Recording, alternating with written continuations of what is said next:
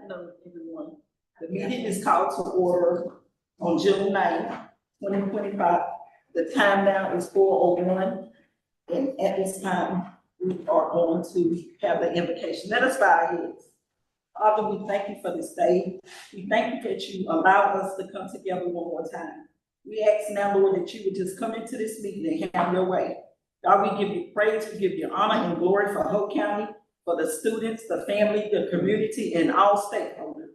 In Jesus' name we pray. Amen. Amen. At this time, can I get a motion to approve the agenda? Can I get a second? Second. Okay, the agenda for today, June 9th, 2025 the motion has been made to approve the agenda. It's been second. All in favor, say aye. Any opposers? Okay, thank you. At this time is the chair's report, and I just want to say, thank you to everyone that's here on today. Thank you for your hard work, your dedication. And as we come down to the end of the school year, we want to definitely, just give you a shout out for all the things that you have endured. We thank you for our visitors that's here with us on today, our distinct visitors. And on behalf of the board, we are excited to begin another school year. And I would like to take this opportunity to see if any board member have anything that they would like to say at this time. Well, I would like to say that I put a ditto chair and chairperson, chairwoman group about all the hard work that we have done throughout the year. Your hard work has been done. Notice, please bear with us, sustain us for the years to come. And I just appreciate all the principals, all the teachers, all the administration, principals, done your due diligence. Let's just keep moving forward. Anybody else? If not, then we're to the part for the superintendent's report, Dr. Sales. Got a few things we want to talk about tonight. Before I move to those, I want to recognize some folks.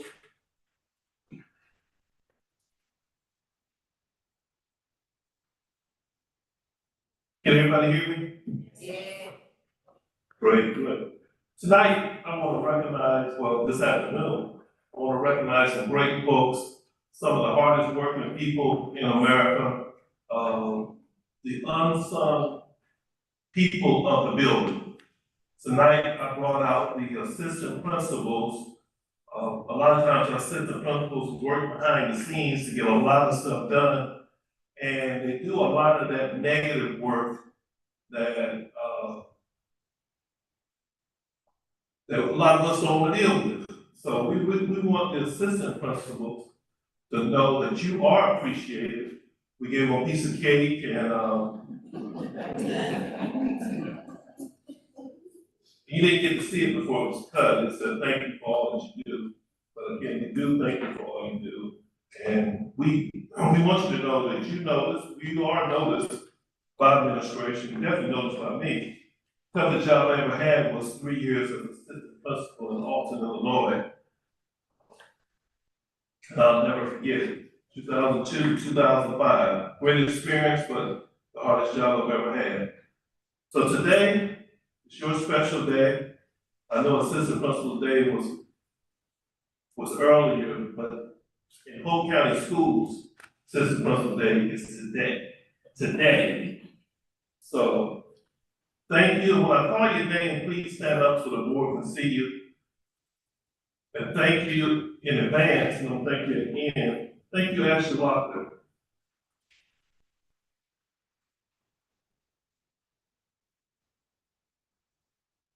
Ashley's from Hawkeye. Thank you, Brian Kingsfield.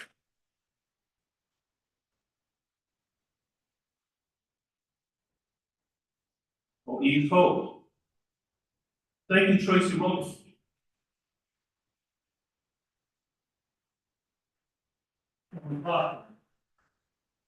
Thank you, Tiffany Tyler.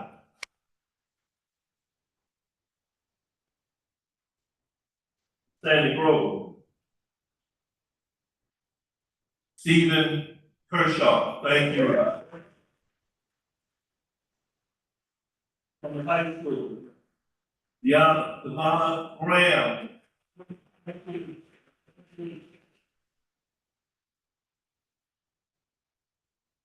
Bring us think finder. I think that's the first time ever I've gotten the name right. And the house guest, or your house guest, Allison Bell.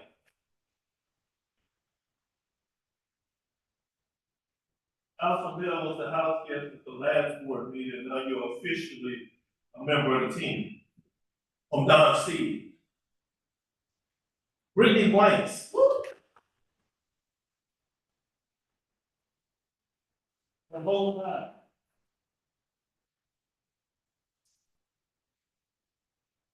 Christina Campbell.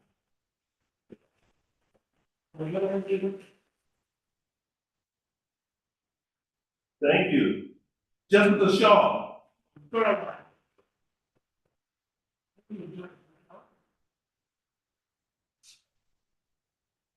Amanda Briggs. And West Bowling Elementary.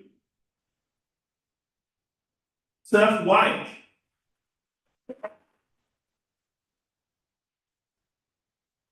From Hope High. Daniela Jacob Daniel. From Sandy Grove Elementary.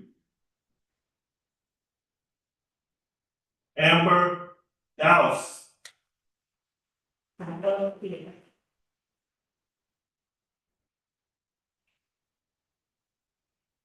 Okay, Pam, I'm gonna have to help him with his name, Pam. Dequidra Smith.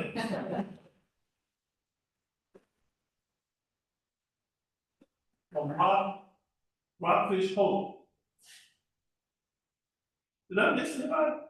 I did. This McGill from East Hope.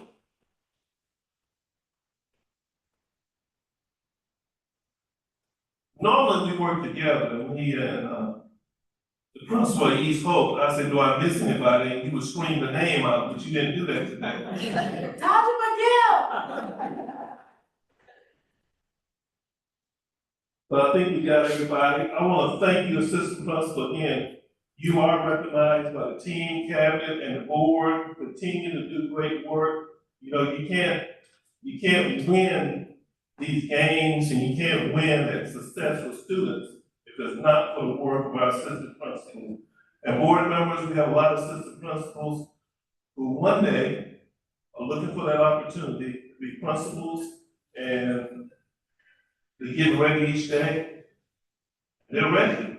They're ready for that opportunity. So thank you very much.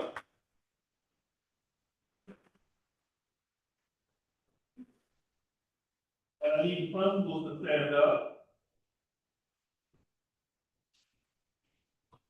and just say thank you to our assistant principal for all that they do.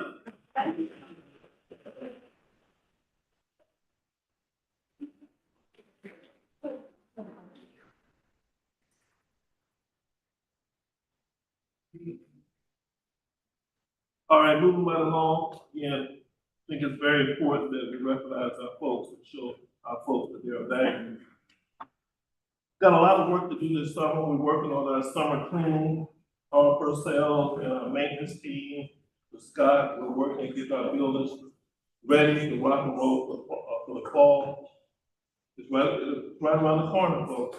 It's June, and next thing we know, it'll be August, and the kids will be back and we're ready to rock and roll. Couple things that I'm excited about. Miss Dr. McLeod is going to talk to you next month about our accreditation report. So we're looking forward to hearing that. Some very good things for them here. And Dr. McLeod will share that with us.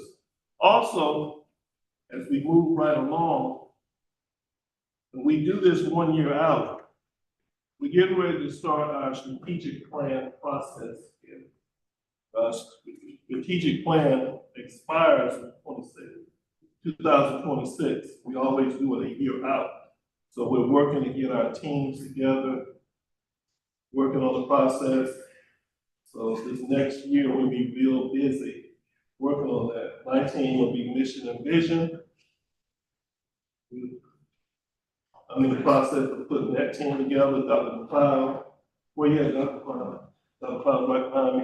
She is working hard to get those other teams put together to work on my strategic plan. We are working. When I get my team together, we will try to come up with a name, a vision, a theme. Last time it was resilience and ready. So our team will get together and we'll try to come up with a good theme for our strategic plan. So we're definitely looking forward to that.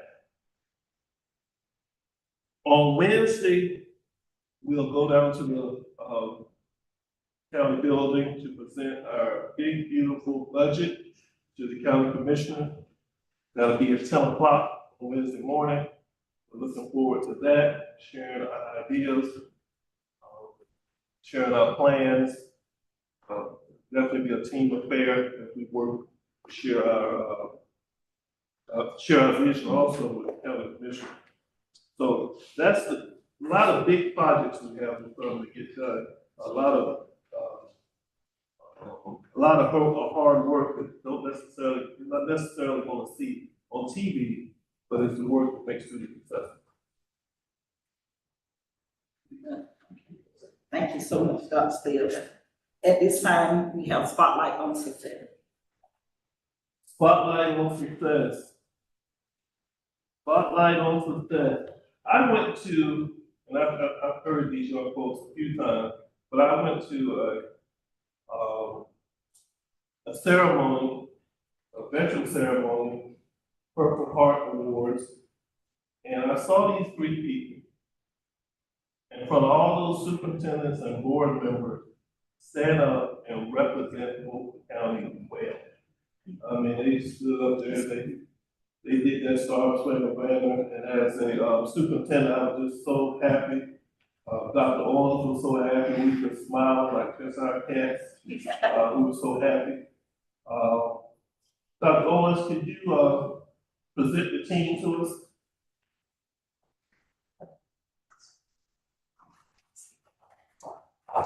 Good afternoon. Good afternoon.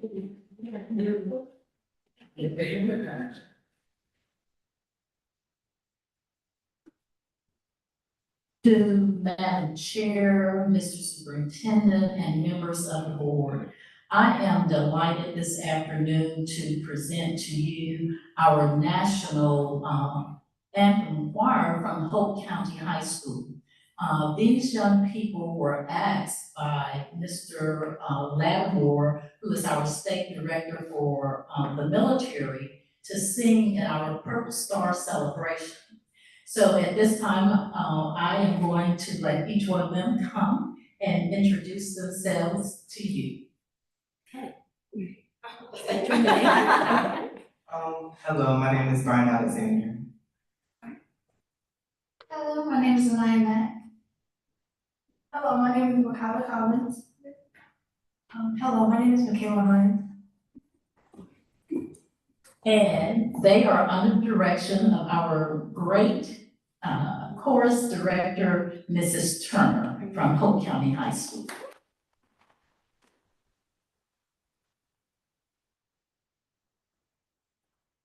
They did an excellent job, and I just want you to know, as we would say back in Bladen County, these kids can sing.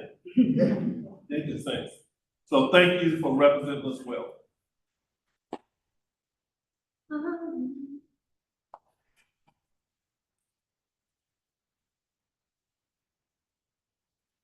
Oh, say, can you see by the dawn's early light was so proudly beheld, and the twilight's last gleaming, whose broad stripes and bright stars Through the perilous fight, the ramparts we watched were so gallant.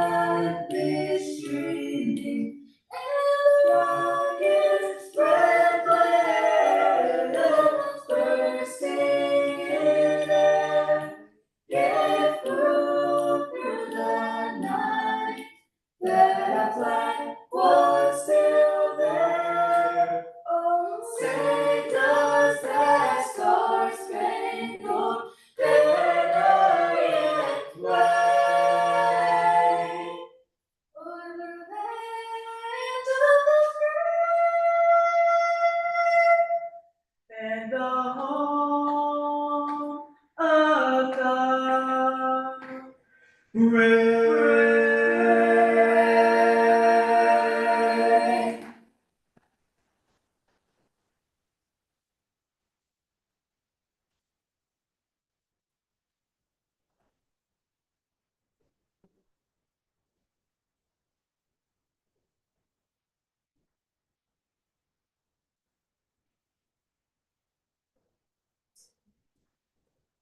So, all I can say is, wow.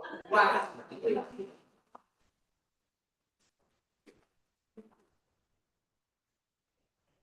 So much representing the county.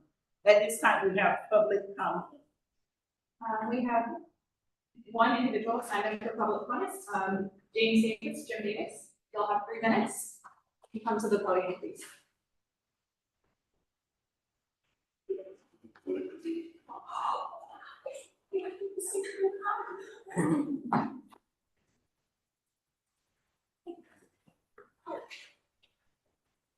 Good afternoon, Good afternoon. Madam Chair, Superintendent, members of the Board of Education here in Hope County. It's a pleasure to stand before you again this afternoon. I haven't been before the board since the early 2000s, as I served as your sheriff in this county. I come before you this afternoon, maybe with a little heavy heart, some concerns that have been brought to our attention. When I say our, I mean the Polk County NAACP. I serve as the chair of the Legal Redress Committee for the NAACP here in Polk County.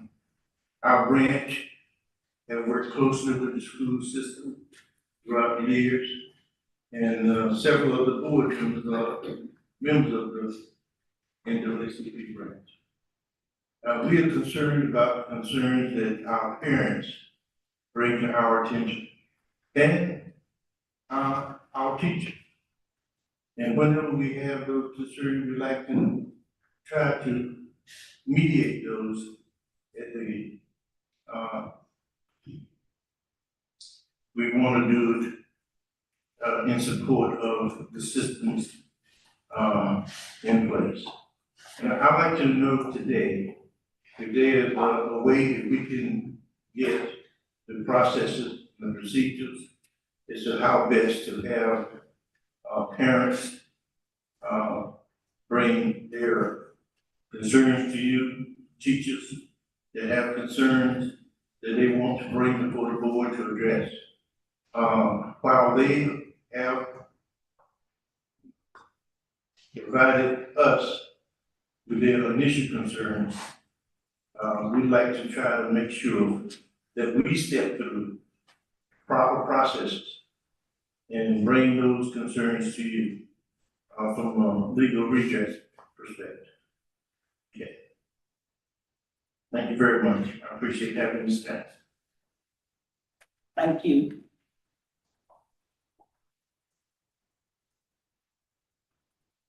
At this time, we are at the consent agenda. And one of the first items on the consent agenda is the minutes for May 13th, 2025.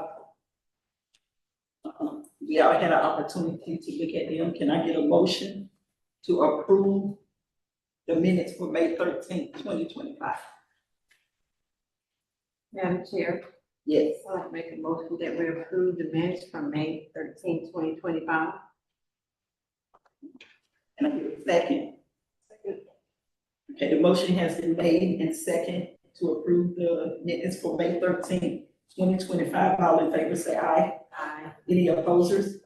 Okay, thank you. The next item is the school board policy first reading. Madam Chair,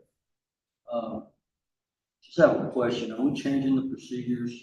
In the past, we've included all the items in the consent agenda, request that the consent agenda be approved. Are we going to do individual items now? I think so because of the last board meeting we had, even though it was an action item, I would like to do one by one. So nobody would think that we're jumping over something, just to be, transparent, with everyone. Thank you for the clarification. You're so welcome. Can I get a motion to approve the school board? Second. Okay, it's been approved and second. All in favor? Any opposers? Okay, thank you. At this time, we have information items, and the first individual is Mr. Bruce Jacobs.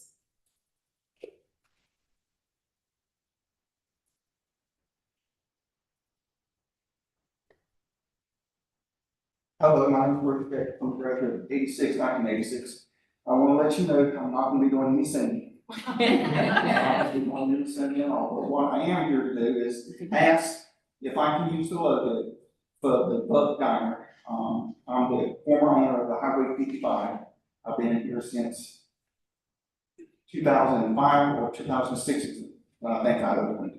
And of course, I'm no longer with Highway 55. I broke away from them. I got my own franchise, my own system going on now. And I like to use the logo instead of what I got off the internet. I like to have something that looks better. It's only going to be used for the shirt, maybe the menu. And I think this is the logo that's going to be on the menu. I'm not going to go into any selling of any items. Even though I have had some interest with people wanting to buy shirts already. Again, it's with the consent of whatever y'all trying to do. But I don't plan on selling any shirts. And if I do, if it's in violation of what you may do or may not do, it'll be with something different, maybe just this logo. But that's why I'm here, just to ask if I can use your logo for the menu of Buck Diner, which is located right across the street from the high school. With that being said, I think that's better, unless there's any questions.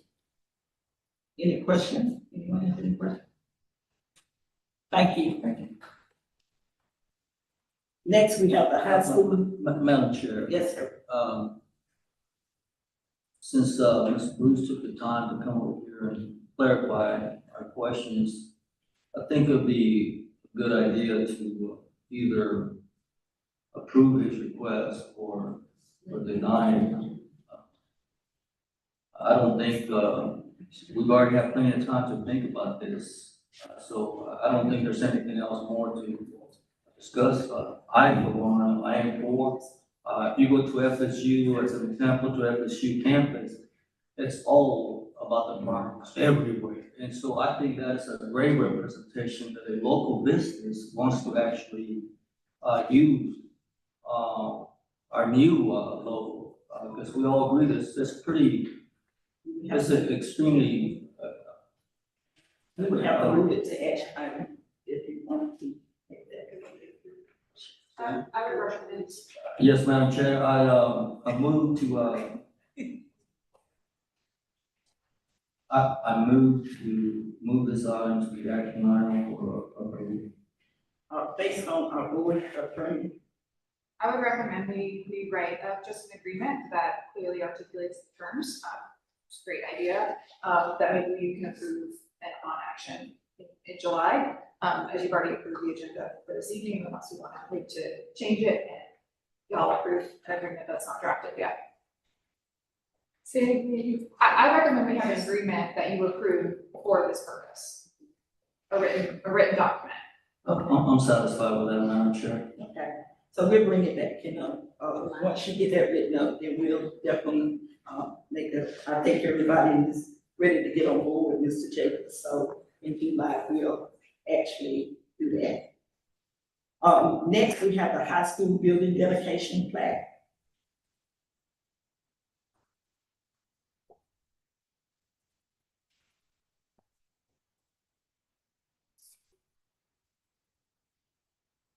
Good afternoon, Madam Chair, Superintendent, board members. Today's presentation will outline the purpose and the proposal related to the dedication plan for the new school building being constructed on the Hope County High School campus. Next slide, please.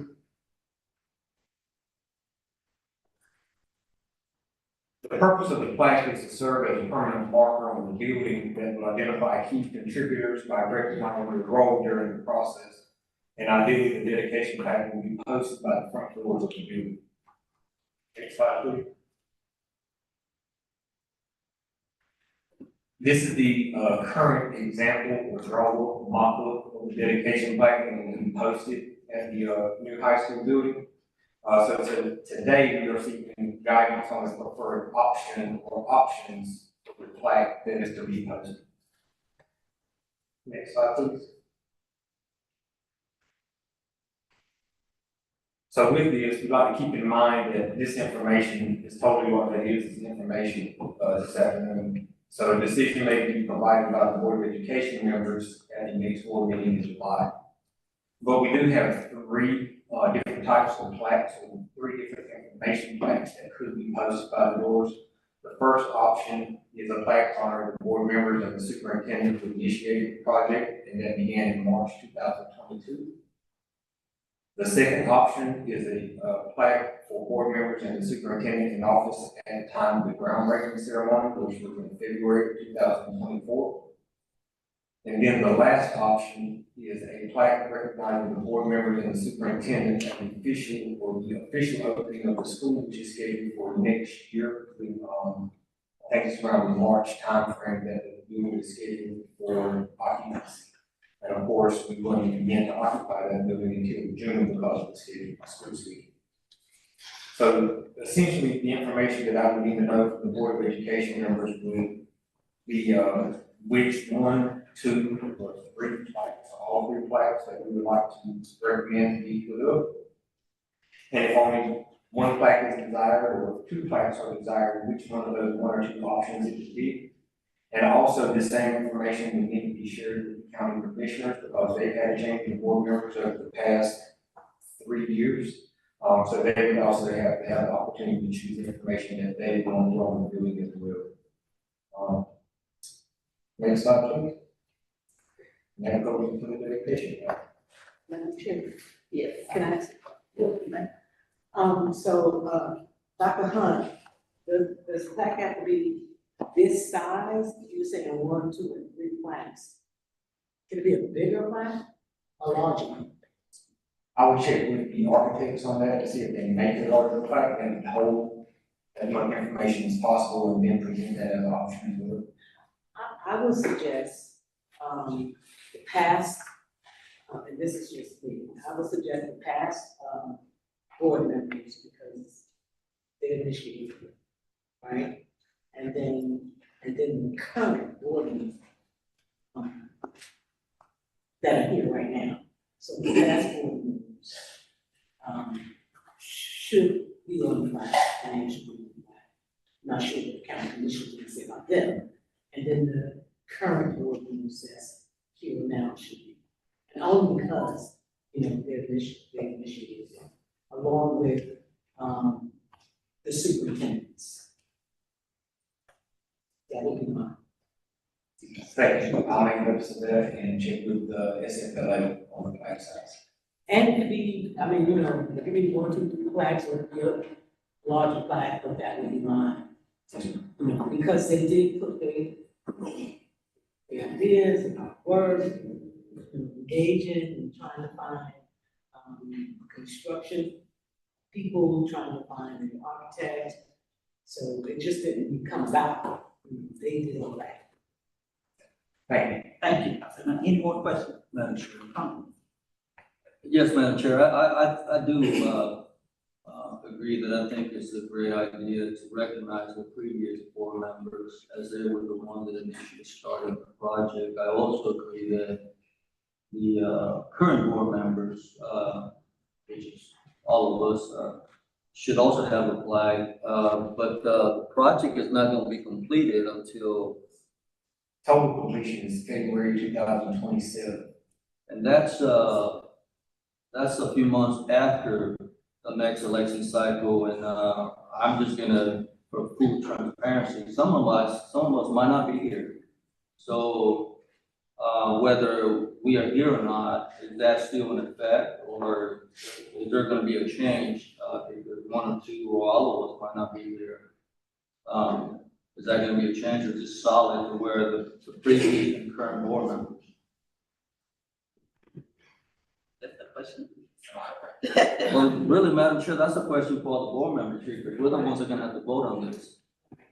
Do y'all wanna talk about it now, since it's information, we make a decision later? That's all we. Yeah, but that's a good question. It's information for right now, right? Yeah, but that's good, that's something to think about.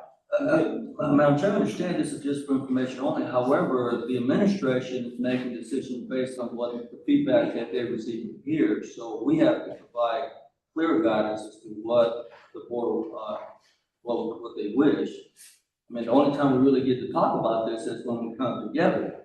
We don't get email messages about what you think about this and that, so. But we'll have to do that later, because right now, it is information, but we, Discussion now. okay, so we can have, y'all wanna have the discussion now? Like I said, I would just like to reinforce what Rosa said, and I do agree that we should acknowledge the previous board members that are not here today.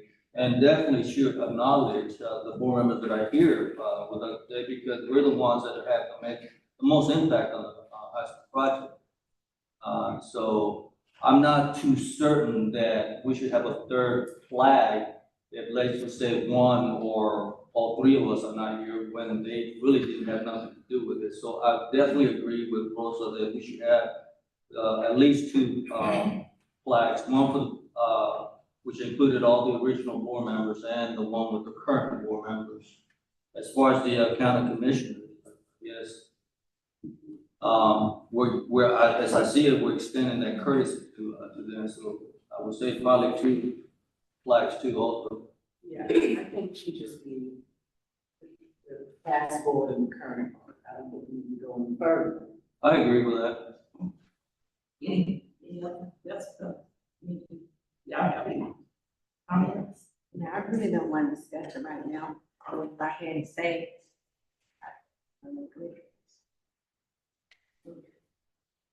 Dr. Stokes, have you ever been involved in, a process like this before at other schools where they were opening a new building? Yes, I have. What is the typical practice?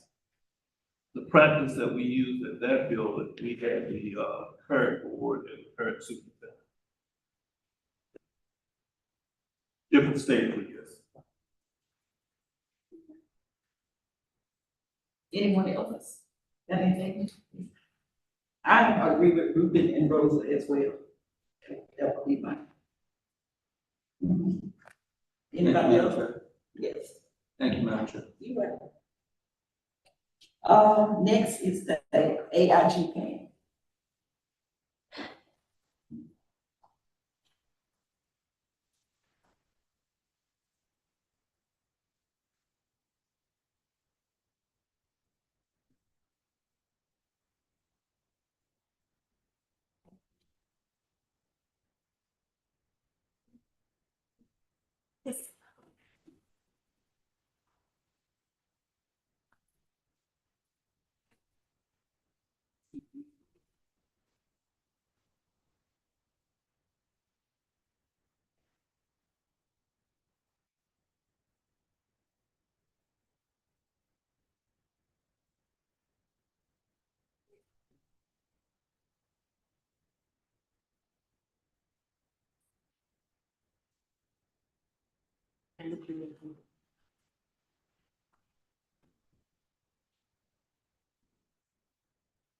Good evening. I am Dr. Wong, Director of the EIG program, and I just passed out some documents that will shed light on the work we've done with this revision year for our AIG plan. Now, I have to tell you, it was a joy to work with gifted learners in the state of North Carolina, as well as in Hope County school systems. As you will see in your packet, North Carolina is a leader in the nation for their legislation and their services, their accountability that they have for gifted learners. So I'd like to talk to you just a little while, and not very long, but about what our revision committee in Hope County Schools has done to ensure that we are following what the plan, what the legislation has said. So in your documents, you have the North Carolina standards, This is a program, legislation that dates back, can you hear me well? Yes. A legislation that dates back to 1961, but it wasn't until 1996 when Article 9B was established, which defined gifted learners in the state of North Carolina.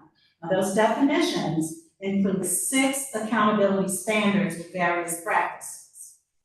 The standards are in your blue document, and they go on and talk about how we need to ensure that the students who are identified as gifted learners in the state of North Carolina are receiving advanced services, differentiated services, ongoing, regular, and committed to excellence in our district. So in North Carolina, this legislation says that every 3 years, every school district in the state should revise their plan. We have, as a committee, the AIG, Hope County AIG Local Plan Committee, revise our standards for this 10th generation plan. The 10th generation plan will go from 2025 to 2028. I'd like to give you a summary of what we decided, and you noticed I kept saying we because I'm not the only one who did quite the legwork. So before I summarize what we decided, I'd like to recognize those members of the committee, and if you are here, please stand and remain standing.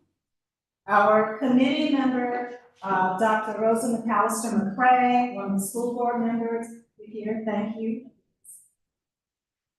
Dr. Ramsher, also part of the Hope County system, our assistant superintendent of curriculum and instruction. Mrs. Kimberly McMillan, she is Sand Hills Community College Assistant Dean or Dean of High School Initiatives. And our specialists are in the room. If you're standing, yes, we have Ms. Mary Haywood here. We have Mr. Bridges there in the pink tie, Ms. Dax Turner at the high school level, and Ms. Booton, they're also at the elementary level. We have a host of other members. Are there any others who are here and I didn't recognize? This was our team, as well as a parent member who is not here tonight. I really wanted to emphasize that because this has been a year-long process of revising our plan, keeping what we do well as ensuring that we are meeting these standards as they have been revised.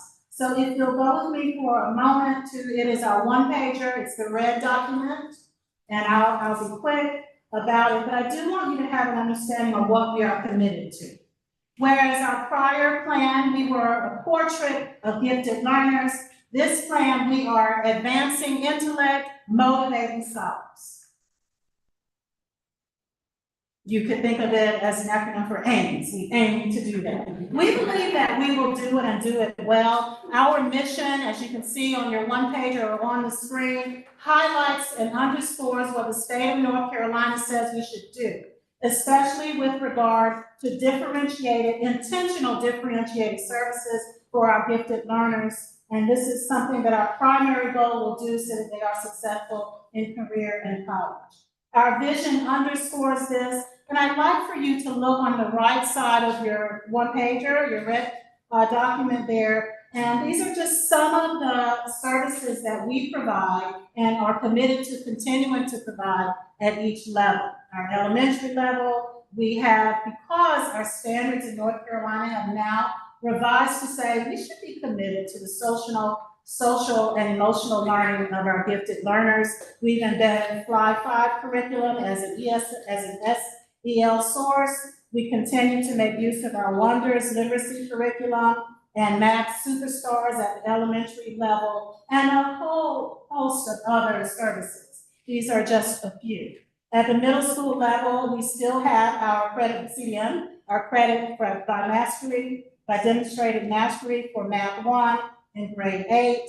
We continue with our cluster grouping and sometimes flexible grouping to ensure that our gifted learners, talking about how our gifted learners have intentional differentiated services to make sure that they are receiving a rigorous education. For our high school level, our services are continuing with our relationship with the community college and our dual enrollment courses, CTE, our curriculum compacting tiered assignments, some form of data models and Socratic seminars and the fish bowls and the like, as well as PD for our PD for our teachers and our specialists. So those are any given day when our children who are identified as gifted will receive these services. Our enrichment services then go beyond it. These are the students who need more than just acceleration. They need more than just extension. They need enrichment. So you're talking about students who have mastered basic content. And you can see some of the examples there. We have a robust set of clubs with data. And in the next few weeks, our beta club will go to Orlando for competition. And they are also going to be doing service learning in Orlando, something they're committed to from Sandy Grove, as well as our North Carolina School Scholars. So on our second page of our one-pager, I won't keep too much longer, but as you look at the second page there, you'll see the 6 standards that I talked about on why North Carolina is #1 in gifted education. This is legislation. North Carolina says every school district must follow these standards and prove how you are doing this. There's standard 1, we have a program for student identification. We have a robust way of how we identify and we plan to build on it. We follow differentiated instruction here. We utilize the honors implementation framework, and you'll be hearing more about that in the coming year. Standard 2, our comprehensive programming with total school community includes the categories of how our students are labeled. Some are AG, academically gifted. Some are IG, intellectually gifted. Some are AIG, academically and intellectually. Those are categories.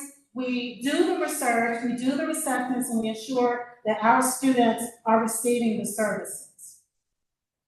So to our board, when we got to standard 4 on personnel and professional development, we looked at what we do well and how we might better serve students. We have a really great relationship with UNCP in training our teachers who want to become specialists to take the courses to receive their certification. Or students, teachers have the opportunity to take the Praxis Gifted Education exam and score higher than 157. But as you're looking at a bit of that third bullet, we believe that we can evolve our AIG structure, that as it is now, we have a director and specialists on the ground, but we want to better serve and more immediately serve our gifted learners if possibly we can reevaluate our structure. And think about if in these 3 years there's need for a revised structure.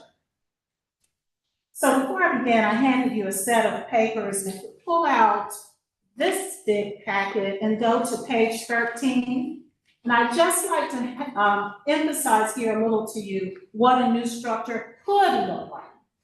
In our plan, we mentioned page 13.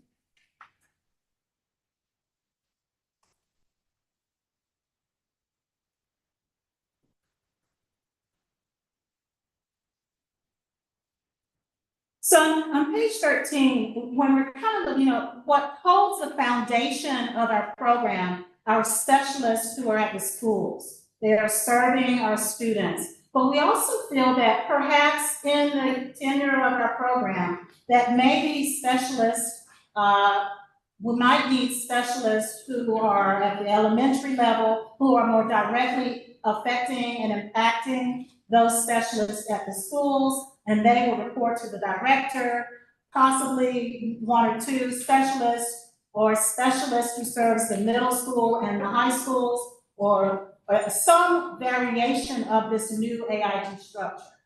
So in standard 4, in this standard, we wanted to ask ourselves and answer, are we really serving our gifted learners as best we can when we talk about who's on the ground, who's giving them immediate feedback, who's ensuring we are identifying all categories of students who can be identified. So this is one example of a new structure that we discussed And in our plan, we say possible new structures as we feel will allow, if we feel we can serve students better. And just incidentally, on page 12, if you turn back, that is our current structure that we have been on, in this structure for at least the past 9 years. And we are currently in that structure.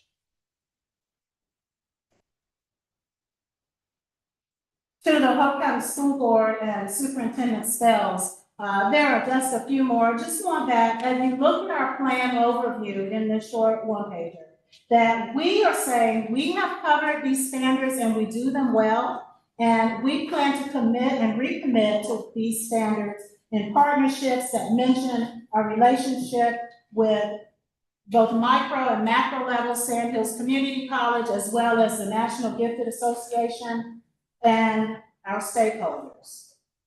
Finally, Standard 6 is about program accountability, and I'd like to highlight there the last bullet that talks about growth.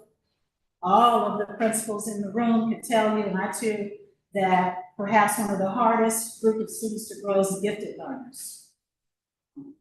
Sometimes it is measurable, but we know we can do so much more. So Standard 6, program accountability. North Carolina says we need to ensure that we are looking at our program and showing how we're accountable. And one way we want to do that is by measuring growth of our gifted learners, according to some of those examples. As you consider our plan, and these were the overviews and I gave you a lot of reading material, we hope that you'll agree and approve the work that we've done. Are there any questions?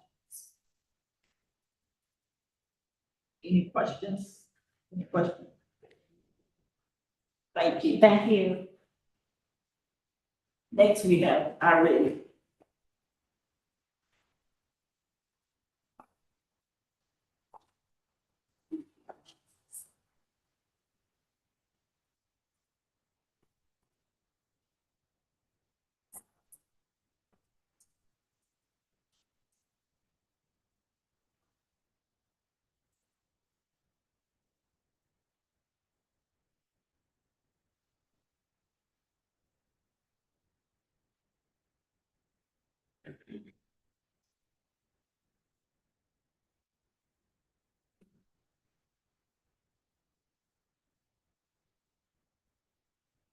Good afternoon, board chairs, board members, Dr. Spells, Cabinet, and to everyone in the room. Thank you for allowing me to present a brief update on our elementary K-5 math curriculum, which continues to play an important role in our instructional strategies across Hope County schools. Next slide.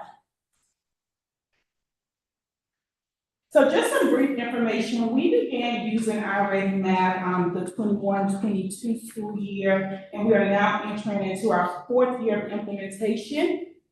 This research-based digital tool is used across all of our elementary schools and provides consistency in instruction and assessment for our students. Next slide, please. It aligns with the North Carolina standards. It offers reliable diagnostic data, and it helps us deliver personalized, differentiated instruction based on our student needs. Teachers are not only able to monitor growth throughout the year, but also plan with ready-made lessons, presentations, and assessments. The consistency and support embedded in the program ensure every student has access to quality and standards-aligned learning. Next slide, please.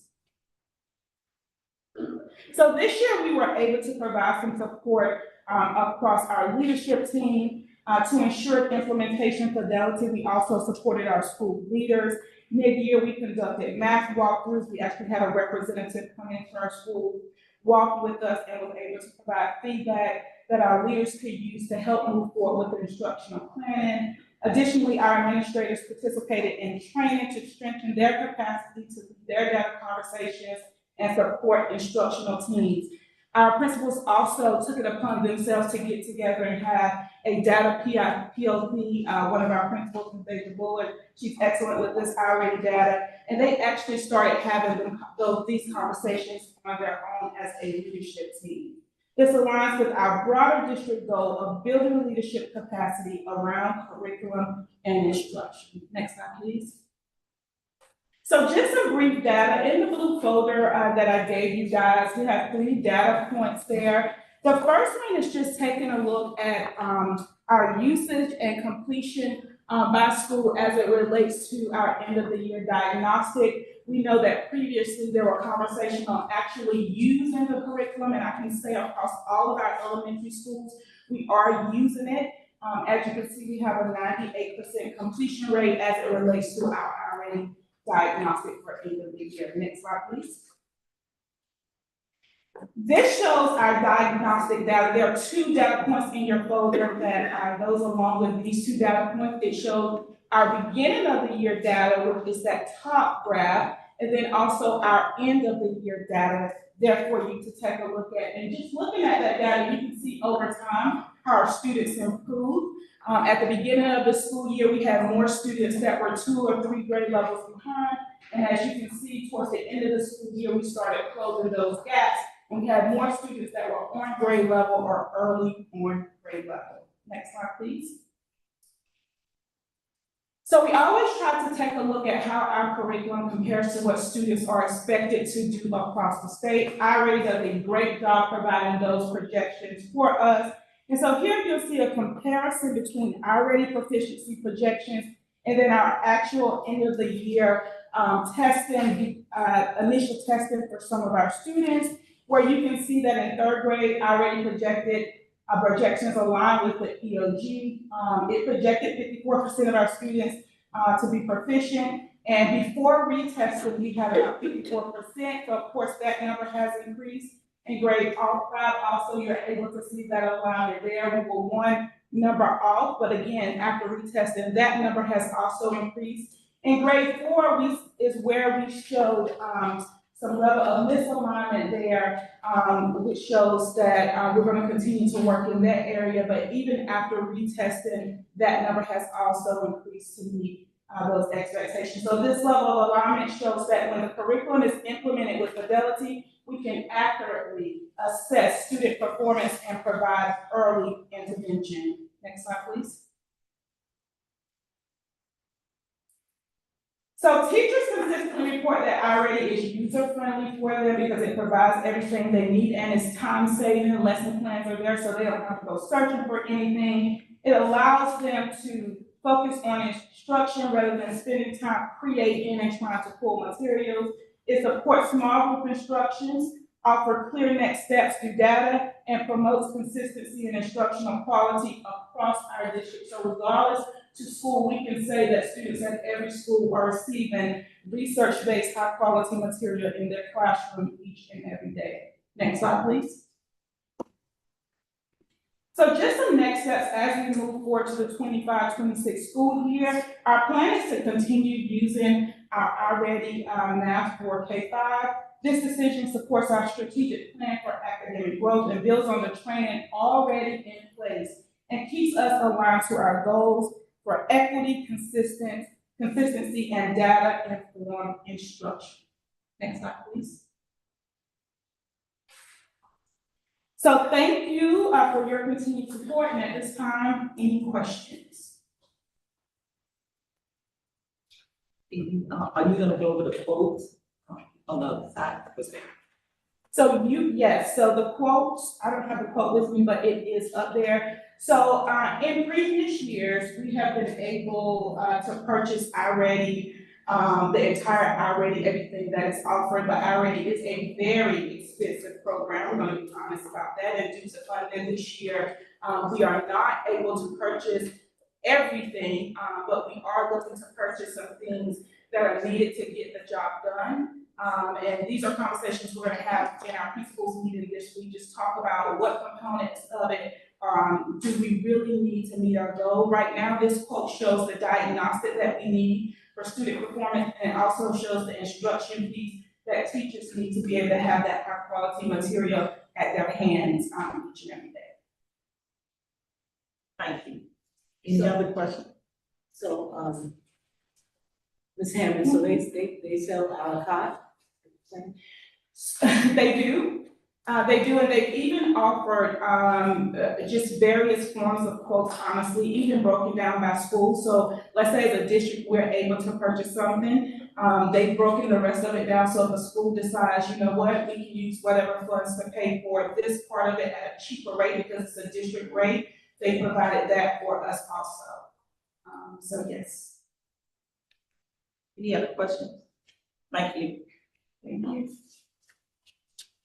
At this time, we don't have EC contract.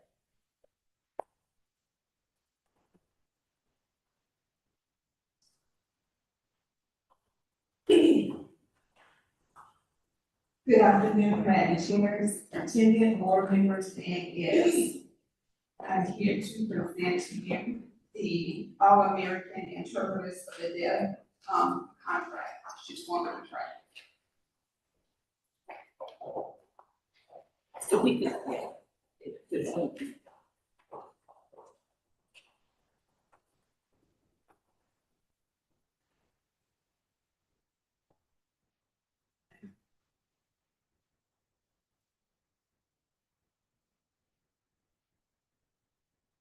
Okay, thank you. Thank you. Any questions? Right. At this time, we have some middle school reading curriculum adoption.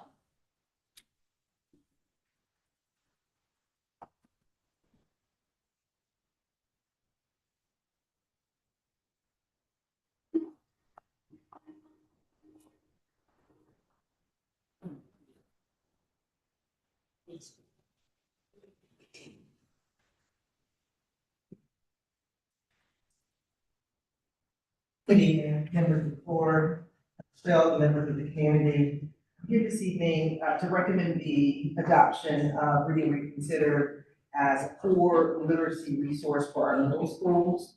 After careful review and meaningful teacher feedback, we believe this curriculum can be a strong next step to support rigorous, consistent reading instruction across the district. So the recommendation is based on 5 key points. The first being aligned and familiar.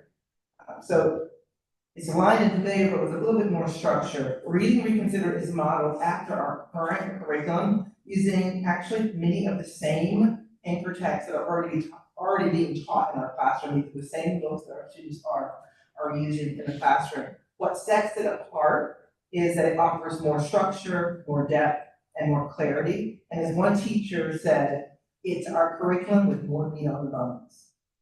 The units are well sequenced, they're highly specific, and easier for teachers to follow without sacrificing quality or rigor. The second point is it's teacher-driven selection and adaptability.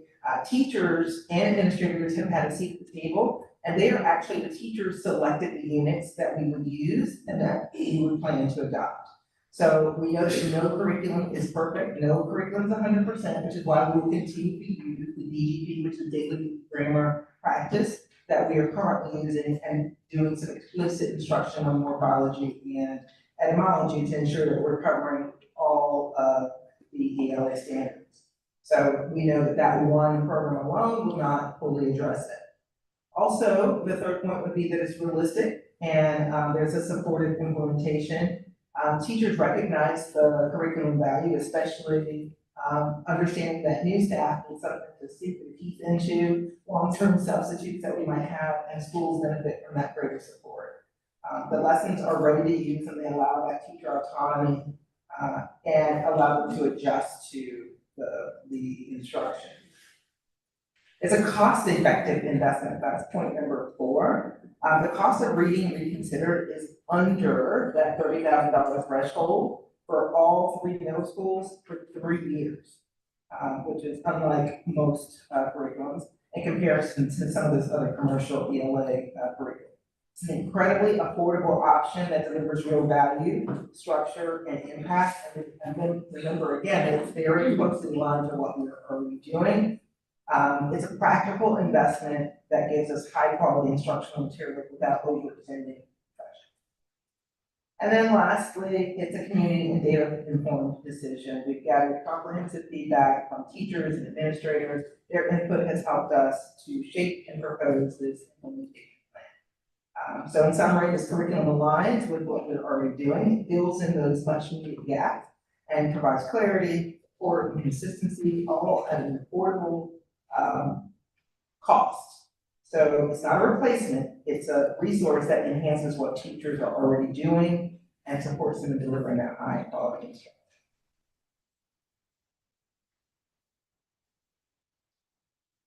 Any questions? Women? Thank you. Next, we will have Sand Hill Early College hours. Good evening again.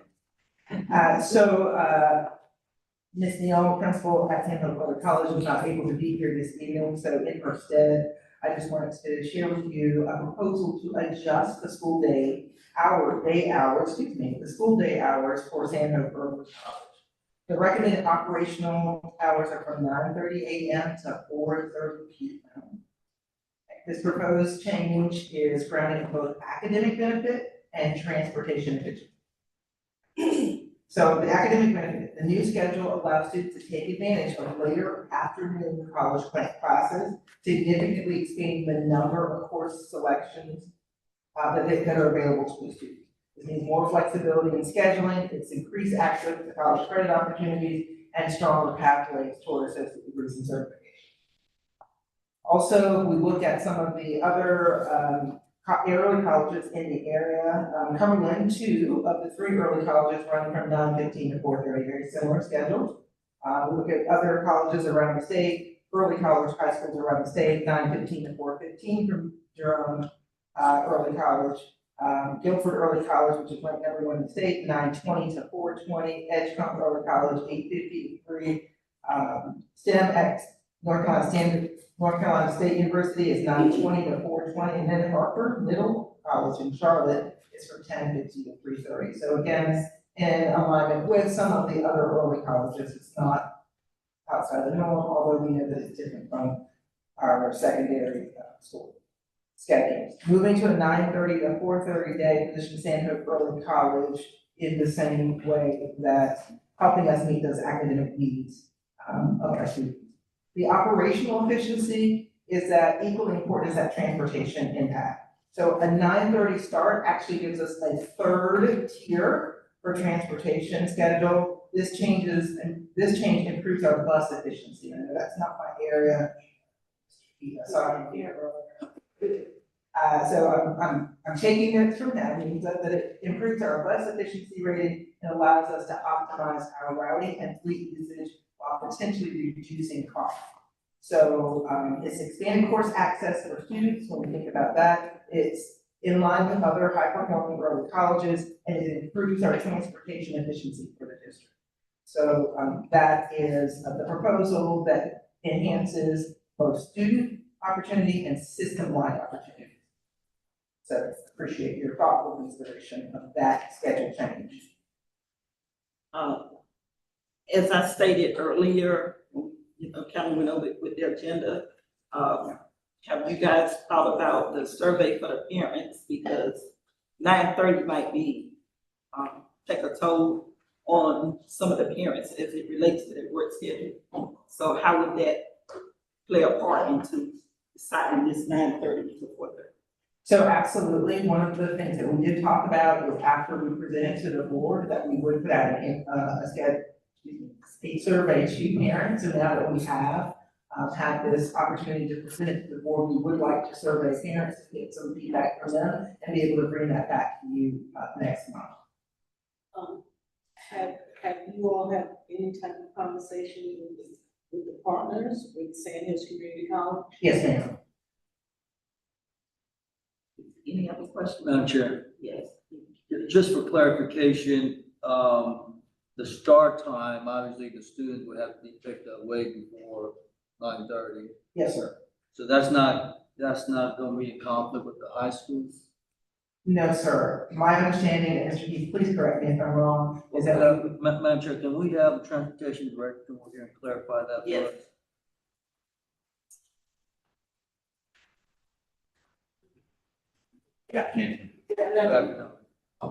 So the question is, why is this gonna be, making, transportation more efficient? Break it down for us. Gotcha. So looking at the early college, having that 9:30 start time is going to, as Dr. Ramshort said, have a third tier on our. So right now, our early college sort of conflicts there with the high school and the middle school time. If we change that start time to 9:30, what we'll do is we're able to have a elementary route on that bus. Also be able to have a middle or a high school run and then turn around and do early college afterwards. So we're utilizing less to get more done, saving fuel, less drivers, whatnot like that. So what time are they being picked up right now, the, early college students? Early college students are being picked up at the same time that our middle school and our high school students are on the bus. And what time is that? That's going to be around that 7:30 time frame. They're leaving from the elementary school student back out to start their middle and high school runs and early college runs as well. Okay. So are you saying you just need the buses? Basically, Okay. and also assisting with our driver shortage that we've had this past year. Yeah, because it's been like this, like, when we did the early college, 2006. It's been like that since 2006. This is the first time that it's been like, okay, now we gotta, and it's probably because you don't have enough bus drivers and we need those buses. I think it's worth trying. So it's like a 30-minute window?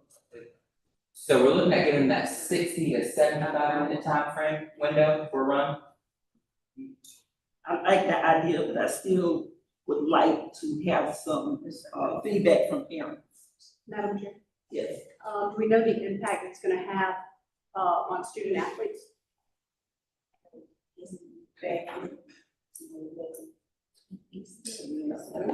So we also did have a conversation about that. So for games, it doesn't impact games at all because students would typically get early release from games and things of that nature. The impact that it would have would be on practices and working with those coaches directly and making sure that they, know those schedules for those students. So we did talk about that. That was a major conversation because we wanted to make sure that they were not negatively impacted. Okay, any other questions? Madam Chair, so just to be clear, regarding Ms. Jessica's question, so it's not going to impact or it's going to? It will impact the time that students get to practice, but it will not impact their ability to be at in-game or, so they will get to practice a few minutes later. We did have that conversation working with those coaches, working with those coaches individually, those students that are in that impact. We did talk about that in terms of what other colleges are. We asked around in terms of the regions just to see how people are doing with that, who do you have later part times. Another point that I did not bring up was that in an effort to get their school day to be along the same amount of time as the other school days. If you notice, right now, the early college has a longer school day than the other schools in our district. Thank y'all so much. At this time, we'll have the financial month today.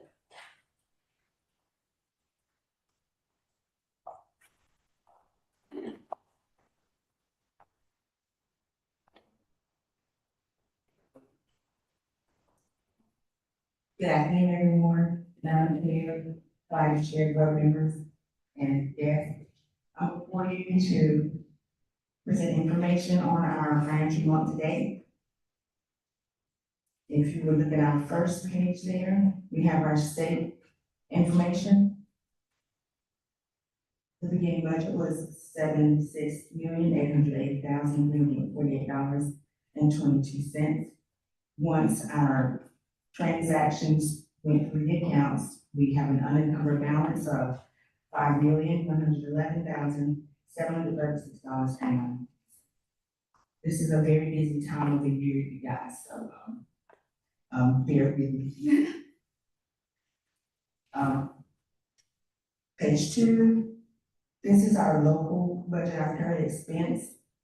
This is one that we are still trying to close out on, still trying to get our invoices in. if you notice those balances, we're hoping that we will get some of these invoices processed and these unencumbered, POs unencumbered, so some of those funds will drop back into those accounts. But we also know that some of this is due to, elevated utilities, maintenance, operations. We've had to go above and beyond what was requested last year, but we pinpointed those accounts. So we made a gesture to go ahead and request more, such as for utilities and officiating. Our charter school payments are going up. And we had new issues to those bills during this school year. We couldn't foresee them, so we couldn't request the funds for that type of thing. Another thing that we had that affected this budget was, we had to mainly have the, septic tank at Rockfish. And that was very, very, very expensive. But that problem is resolved now, so we shouldn't have to worry about that additional expense. Also, just so you know, we've had conversations already, I've gotten with some people in the departments, and we've been brainstorming about how ways that we can enhance our responsibility, our fiscal responsibility without the students having to suffer. And we even had one that got really inspired and she came up with a purchasing document that she can share with us. Then we've also posted our purchasing manual on the website so that everyone has access to it. But we plan throughout the summer to discuss with everyone in their respective departments, just brainstorm on ways that we can control some of these costs for this account. Okay, next is our federal budget. And so in those adjustments, those are adjustments, there on that, with the federal, there are adjustments there that we discussed last time. Yes, ma'am. But the unencumbered balance is what actually is left in the account, that very last column. Okay. Next page. It's our capital outlay fund. We are actually in the process of getting budgeted, so we'll have some more entries for this, coming very soon. The beginning balance was $67,475,523.83. Once all of our transactions flow through the accounts, unencumbered balance $40,221,048.89. And that's actually a part of our computer refresh. So all of that will be paid over in installment here. Next is our child nutrition on page 5. Beginning budget, $6,300,000. Once transactions flow through the accounts, unencumbered balance is $127,639.81. And of course, we're continuously processing invoices, so these numbers will change again as we do.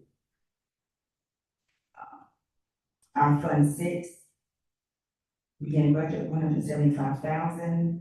We had a year-to-date activity $148,315.91, and our unencumbered balance is $26,684. Page 7 is our restricted. The beginning budget, we estimated at $8,741,246.48. We had to make some adjustments, as we spoke about last time, to get that revenue closer to the actuals. And once our transactions flow through, the unencumbered balance this month is $1,889,533.45. The very last page gives our grand total, $49,103,277.32. You have any questions? Madam Chair? Yes. I have a question. Will our state and federal funds that are unencumbered, are they gonna roll over? Or are they gonna carry over? It depends on which account that it is. There's certain ones that roll over, some roll down to, federal, like those in, consolidate, like Power One and those, most of those roll over. There's only a few states that roll over, but we're gonna try to utilize everything we can. We don't want to send anything back. Madam Chair? Yes. I have a question with page 4, the capital outlay. You were saying that We're gonna get some more buses. Yeah, the state is doing it, we're not, the state is allocating those funds. But it's not included in your, we're working on that now. So you said state allocating it. Yes, ma'am, we're not having any job funds either. I was just wondering, because you had mentioned it. And I think early on you said something about some invoices that were out. Yeah, we're continuously processing invoices as we're closing out, so we expect, more for many of these towns to come in, as well as we also expect to collect some type of indirect cost, and some invoices may be less than the PO, so those funds will go back into the account when we pay the invoice. So that would be something like on page 2, the current local expense fund. Yeah, and actually that is with all of them, and say for instance, we get a quote, and that quote has, it's for $1,000. Well, for whatever reason, the price changed, and the price now it's only $900. That $100 that we encumbered on that PO will go back into that account, once we pay that invoice and close that transaction out. So is the budget now closed for the year? No, ma'am. Will be closed at the end of this month. Yes, ma'am. We're working on that now. You have more. All right, anyone else? Thank you. Thank you. At this time, we have the vacancy report.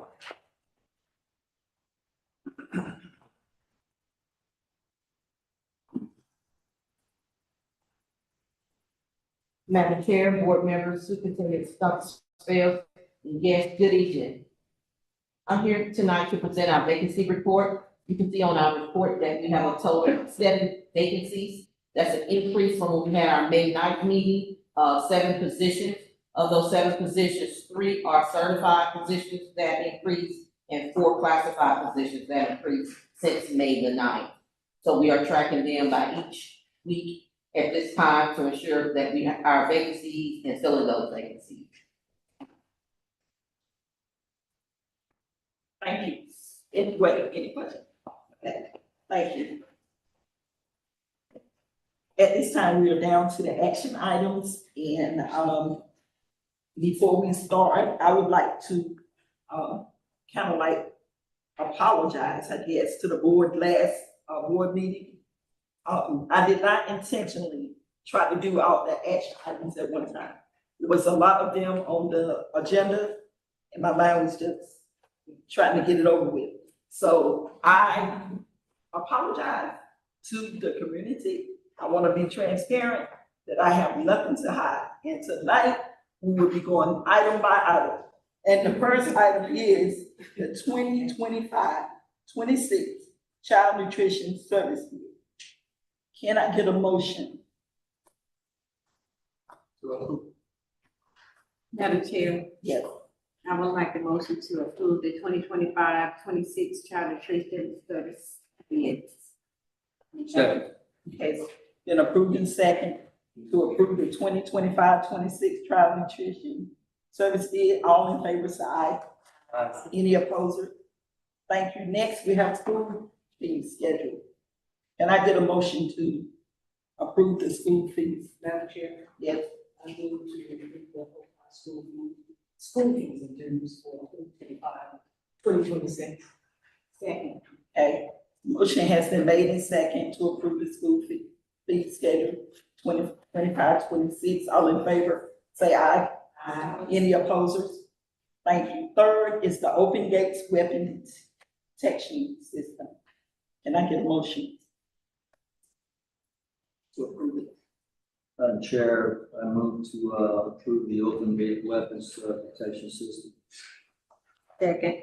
Okay, the motion has been made to approve the Open Gates Weapon Detection System, and it's been second. All in favor, say aye.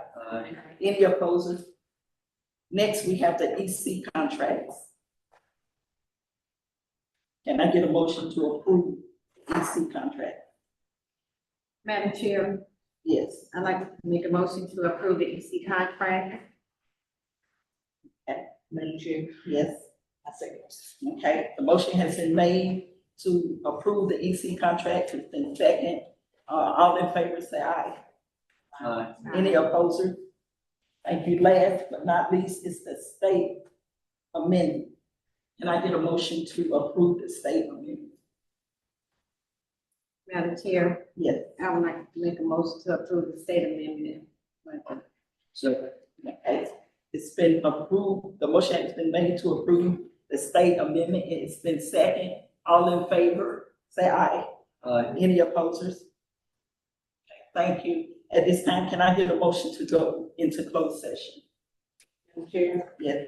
move the bill to close session under the North Carolina General Statute 1.3-18, point 11, to create disclosure of confidential confidentiality in student matters, to consider matters related to the issue of employment, review of the lease, and if it was so, with the board of employee, the client privilege. Can I get a second? Second. Okay, the motion has been made to go into closed session. It's been second. All in favor going into closed session? Aye. Any opposers? Thank you.